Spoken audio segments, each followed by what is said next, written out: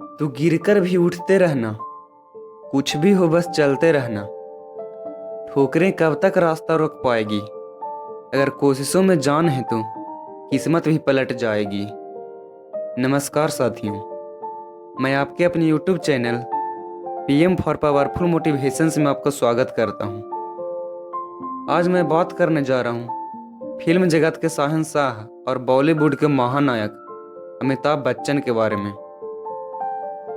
लहरों से डरकर नौका पार नहीं होती और कोशिश करने वालों की कभी हार नहीं होती। ये शब्द उसी इंसान के हैं जिनको उनकी भारी आवाज के कारण रेडियो पे आवाज देने से मना कर दिया गया था, जिनको न जाने कितने संघर्षों के बाद फिल्मों में काम करने को मिला, और जब काम मिला तो उनकी 12 फिल्में फ्लॉप रही। इतनी संघर्षों और मुश्किलों के बावजूद कैसे अमिताभ बच्चन फिल्म इंडस्ट्री के महानायक बने, जानेंगे पूरी कहानी इस वीडियो में।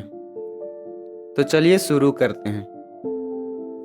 अमिताभ बच्चन का जन्म 11 अक्टूबर 1942 को उत्तर प्रदेश के इलाहाबाद में हुआ, जिसे अभी प्रयागराज के नाम से भी जाना जाता है। उनके पिता का नाम हरिवंश राय बच्चन था, जो एक प्रतिष्ठित कवि थे, और माता का नाम तेजी बच्चन था, जो एक समाज सेविका के तौर पे काम करती थी। क्या आपके मन में सवाल नहीं आई कि इनका नाम अमिताभ बच्चन कैसे पड़ा?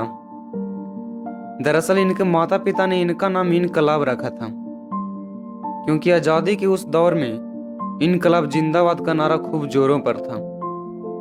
लेकिन कुछ समय बाद अपने करीबी दोस्त सुमित्रा नंदन पंत के कहने पर उन्होंने अपने बेटे का नाम अमिताभ रख दिया, जिसका मतलब होता है एक ऐसा प्रकाश जिसका कभी अंत ना हो।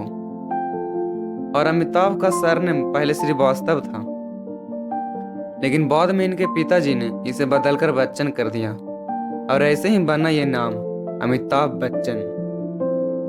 इन्होंने अपनी प्रारंभिक शिक्षा इलाहाबाद से ही हासिल की, और फिर हाई स्कूल की पढ़ाई उत्तराखंड के नैनीताल से शेरवुड कॉलेज से की, और अपनी ग्रेजुएशन उन्होंने दिल्ली से कंप्लीट की।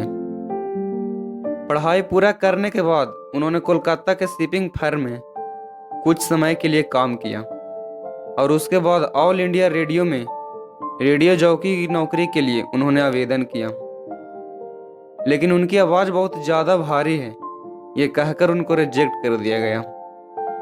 अमिताभ बच्चन का कहना है कि मैं बचपन से एयरफोर्स में इंजीनियर बनना चाहता था, लेकिन किस्मत को शायद कुछ और ही मंजूर था। वे काम की तलाश में मुंबई चले गए, और वहां उन्होंने अपनी फिल्म कैरियर की शुरुआत की। जहां अमिताभ बच्चन को एक बार उनकी आवाज के कारण रिजेक्ट कर दिया गया था, वहीं फिल्मों में उनकी शुरुआत वॉइस नरेटर के तौर पर हुई, जहां उन्होंने फिल्म भुवन सोम के लिए अपना आवाज दिया। इनके पिता का राजीव गांधी से दोस्ती होने के कारण उन्हें फिल्मों में आने में ज्यादा कठिनाई का सामना नहीं करना पड़ा। एज ए एक्टर उनकी पहली फिल्म 1969 में रिलीज हुई, सात हिंदुस्तानी, लेकिन उनकी यह फिल्म बुरी तरह से फ्लॉप रही। इससे हताश और निराश होने के बजाय अमिताभ ने अपनी आगे आने वाली फिल्म पर काम किया, लेकिन 1970 में आई फिल्म बॉम्बे टॉकी और 1971 में रिलीज हुई परवाना फिल्म फ्लॉप रही। लेकिन 1971 में उन्हें सुपरस्टार राजेश खन्ना के साथ आनंद मूवी में काम करने को मिला, और उसमें उन्होंने दमदार एक्टिंग किया और फिल्म हिट हुई। उनकी इस एक्टिंग के लिए अमिताभ को film fair award for best supporting actor दिया गया। इससे अमिताभ को हल्की फुल्की पहचान तो मिलने लग गई थी, लेकिन उनकी अधिकांशतः फिल्में फ्लॉप हो रही थी।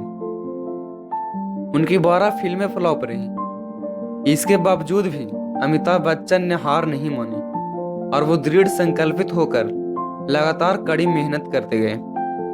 वो कहते हैं ना दोस्त कि तू कयामत तक धरने पर बैठे किस्मत, कि तू कयामत तक धरने पर बैठे किस्मत, मैं कोशिशों तक कभी इस्तीफा नहीं दूंगा।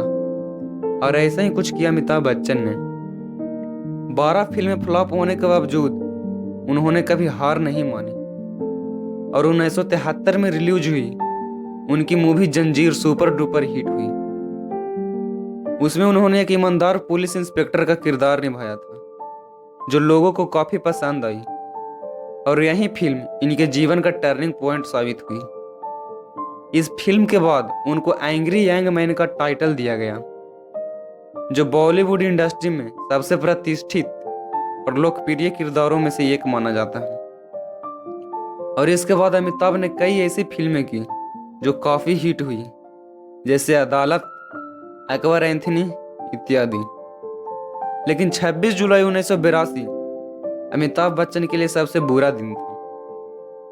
अमिताभ को कूली फिल्म की शूटिंग के दौरान उनको बहुत जोरों की चोट लग गई। दोस्तों, हुआ कुछ यूं कि शूटिंग में पुनीत ईश्वर को अमिताभ को मुक्का मारना था और अमिताभ को मेज से टकराकर जमीन पर गिरना था। लेकिन जैसे ही मेज की तरफ कूदे, मेज का कोना उनकी पेट में जा लगा, जिसकी वजह से उनकी पेट और आंत में काफी चोट आई और उनको तुरंत हॉस्पिटल एडमिट करना पड़ा।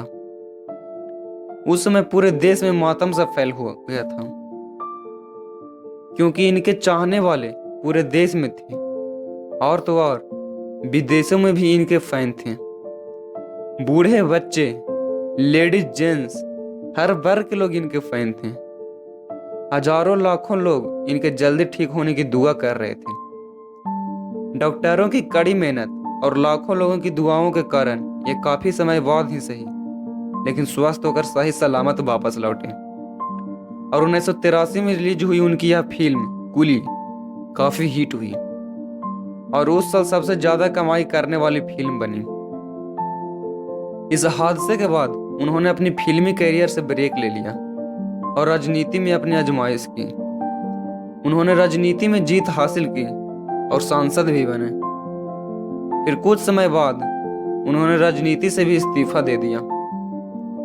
राजनीति छोड़ने के बाद फिर से उन्होंने 1988 में फिल्म जगत में वापसी की। उन्होंने फिल्म शहंशाह से बॉलीवुड में फिर से एंट्री की और यह फिल्म भी हिट हुई। लेकिन इसके बाद भी इनके कई फिल्म ऐसे थे जो फ्लॉप रहे। लेकिन इन्होंने इस उम्र में भी निरंतर काम करते रहे और फिर उनको एक फिल्म मिली, मोहब्बतें। यह फिल्म काफी हिट हुई और उस एज में भी उन्होंने यह साबित कर दिया कि अगर बात एक्टिंग की है तो हम सबके बाप थे, बाप हैं और बाप रहेंगे। बाद में चलकर उन्होंने कुछ टीवी शोज भी किए, जैसे कौन बनेगा करोड़पति, और इस शोज ने भी टीआरपी के सारे रिकॉर्ड तोड़ दिए। दोस्त, अमिताभ बच्चन के सक्सेस का मुख्य वजह है उनकी डेडिकेशन। उन्होंने अपनी जिंदगी का हर हिस्सा अपने काम को समर्पित कर दिया। जब आप में भी या किसी में भी अपने गोल के प्रति ऐसा डेडिकेशन आ जाता है ना, तो वो कुछ भी हासिल कर सकता है और सफलता तो उससे दूर रह ही नहीं सकती। वीडियो पसंद आई हो तो लाइक करें और इसे अपने दोस्तों, रिश्तेदारों और हर उस चाहने वालों के साथ शेयर करें, ताकि वो भी इस वीडियो को देखें और इससे कुछ सीख सकें।